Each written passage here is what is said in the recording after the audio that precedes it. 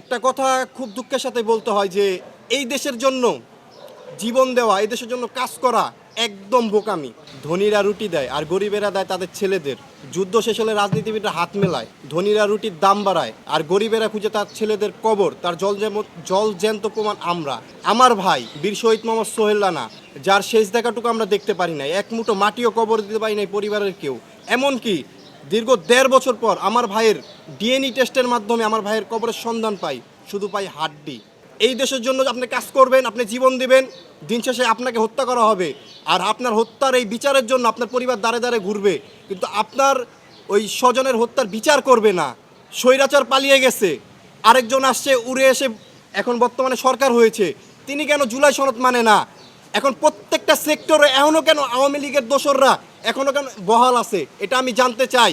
মাননীয় প্রধানমন্ত্রী জনাব তারেক রহমান, আপনি ভুলে যাবেন না আপনাদের সাথে কি হয়েছে, আপনার পরিবারের সাথে কি হয়েছে। আমাদের ভাই ২,০০০ অধিক মায়ের সন্তানকে নির্বিচারে গুলি করে হত্যা করা হয়েছে। এই ১.৫ বছরে মাত্র আপনার প্রত্যেকটা হত্যায় যদি একটা করে পুলিশ ধরা হয়, আপনার জাতিসংঘের অনুসারে ১৪০০ অধিক মায়ের সন্তানকে নির্বিচারে গুলি করে হত্যা করা হয়েছে। সংখ্যাটা আরও বেশি, আমি ১৪০০ই ধরি। ১৪০০ ধরলে আপনার ১৪০০ পুলিশ ধরা হবে। একটা হত্যায় যদি একটা পুলিশ থাকে তাহলে ১৪০০ পুলিশ ধরা হবে।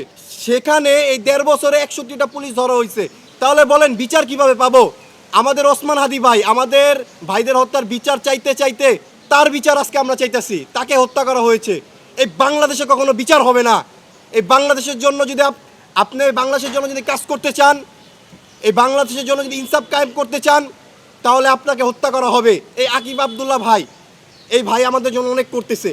আমি এখন কি বলবো বলেন? আজও পর্যন্ত আমাদের ভাইদের যেই জুলাই জাদুঘর, সেটা এখন পর্যন্ত উন্মুক্ত কেন করা হলো না?